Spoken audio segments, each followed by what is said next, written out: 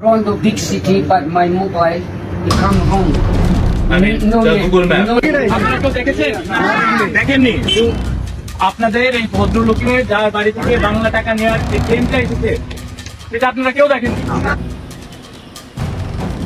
রংপুরে এক উদ্বেগজনক খবর পাওয়া গেছে। রংপুরে বেড়াতে আসা 2 ইরানি নাগরিক ছিনতাই এবং হামলার শিকার হয়েছেন। ঘটনাটি ঘটেছে সোমবার বিকেলে রংপুরের তারাগঞ্জ উপজেলার দক্ষিণ গনিরামপুর এলাকায়।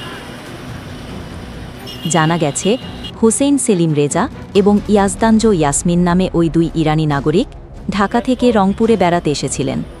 তারা গুগল ম্যাপ দেখে গাড়ি চালিয়ে যাচ্ছিলেন এবং ভুল করে ওই এলাকায় ঢুকে পড়েন।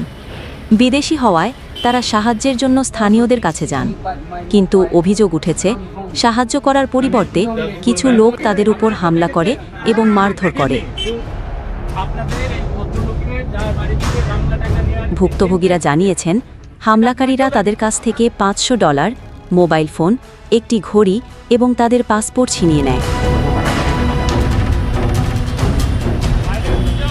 এই ঘটনার খবর পেয়ে রংপুর সেনানিবাসের তারাগঞ্জ ক্যাম্পের একটি টহল দল দ্রুত সেখানে পৌঁছায়। সেনাবাহিনীর সদস্যরা ওই 2 ইরানি নাগরিককে মারধরের হাত থেকে উদ্ধার করেন। তারাগঞ্জ ক্যাম্পের কমান্ডার মেজর সানিয়া চৌধুরী সৃজন ঘটনার সত্যতা নিশ্চিত করেছেন। পরবর্তীতে সেনাবাহিনীর তত্ত্বাবধানে ওই 2 ইরানি নাগরিককে পুলিশের কাছে হস্তান্তর করা হয়। পুলিশ তাদের নিরাপদে একটি হোটেলে পৌঁছে দিয়েছে। এই এরিয়াটাকেই তারা ঘুরতে চেয়েছেন, রংপুর এরিয়াটাকে। তারা জ্ঞান প্যালেসে আছেন এবং তারই পরিপ্রেক্ষিতে যেহেতু তারা ফরেনার এবং গুগল ম্যাপ ইউজ করেন, তারা ভুল ক্রমে ওই রাস্তায় ঢুকে যান এবং ঢোকা অবস্থায় যখন তারা ব্যাক করতে চান সেই মুহূর্তে তাদের কাছে যেহেতু বাংলাদেশি কোনো কারেন্সি ছিল না, খুব স্বল্প টাকা ছিল আমি যতটুকু দেখেছি, সেই টাকা দিয়ে তাদের ইমার্জেন্সি কেসে তারা কোনো কিছু করতে পারতো না। যেহেতু তারা ফরেনার এবং তাদের ওই ধরনের এক্সপিরিয়েন্স নেই যে আসলে আমাদের এই রংপুরের ওই এরিয়ার মানুষ কতটুকু রিচ এবং কতটুকু নলেজেবল, তো সেখানে একটা ল্যাঙ্গুয়েজ ব্যারিয়ার ছিল। তো এই 2 জন ভদ্রলোক এবং ভদ্রমহিলা তাদেরকে ডলার দেখায় এবং ডলার এক্সচেঞ্জের জন্য যখন বলে, তারা যখন বুঝতে না পারে তাদের বাসা পর্যন্ত যায়, বাড়ি পর্যন্ত ওই লোক নিয়ে যায় যে আপনি দেখেন আমার টাকা। তো তাদের যেহেতু টাকাটা পছন্দ না হয়, তো তারা যখন ব্যাক করতে থাকে তাদেরকে গ্রামবাসী ধরে এবং তাদের কাছ থেকে ডলার এবং তাদের মোবাইলটা নিয়ে যায়।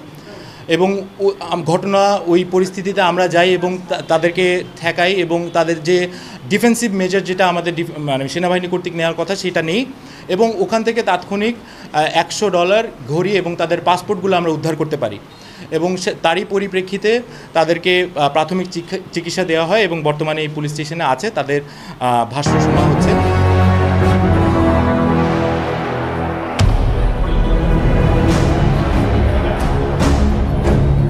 এই ঘটনায় জড়িত সন্দেহে 4 জনকে আটক করেছে সেনাবাহিনী।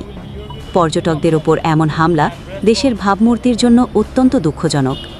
এ বিষয়ে বিস্তারিত তথ্য পেলে আমরা আবারও আপনাদের জানাব। আমাদের সাথেই থাকুন।